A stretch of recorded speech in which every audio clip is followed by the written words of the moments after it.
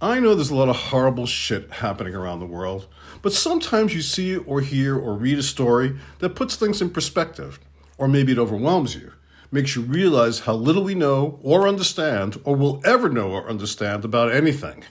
Like there are billions of galaxies with billions of planets, or we won't have clean water in 10 years, or what happened before the Big Bang, or what's the story with UFOs.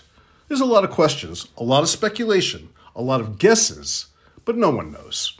We can't keep up with all these mysteries. And this story struck me the same way. When I read it, I was excited and depressed and confused at the same time. It's a legitimate story. You can read many versions of it online.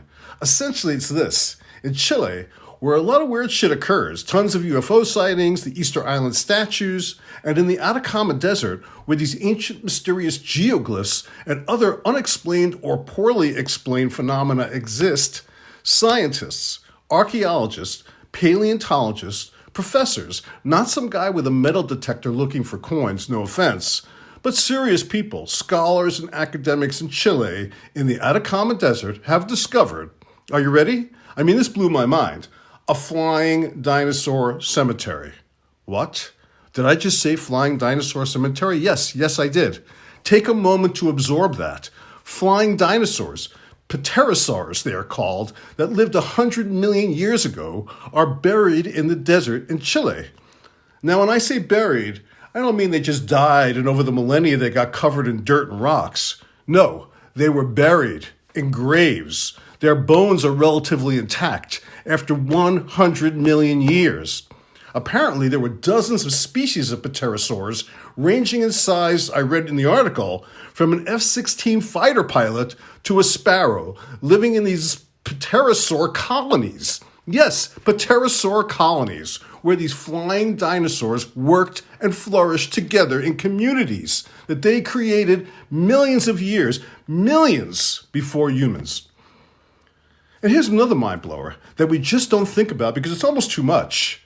Pterosaurs lived in a place called Gondwana. What's Gondwana? Gondwana was an ancient supercontinent that eventually broke up and became Africa, South America, Australia, and Antarctica. So when you're asking about lost continents or civilizations or pterosaurid cemeteries, even the experts don't know shit. I mean, these pterosaurs were buried in graves. Who buried them? Other pterosaurs? Did the pterosaurs mourn? Did they have grief? Did they have pterosaur funeral homes? Is this some sort of Game of Thrones dragon shit? We could spend the rest of our lives contemplating the meaning of all this. When you read something like this, you realize how much more vast life, history, time, the future, the past, reality really is. We've always assumed the world before humans, when dinosaurs roamed the earth, was a savage, mindless planet with creatures with tiny brains, not thinking about anything but eating and killing. And when you think about it, of course that's wrong. You know it was more complex than that. Dinosaur mothers gave birth to dinosaur babies, and dinosaurs got old and sick. Maybe rather than rampaging reptiles, they looked out for each other. We don't really know, and we'll probably never know, but think about it. Science fiction movies aside, maybe 100 million years ago, dinosaurs treated each other better than humans treat each other now.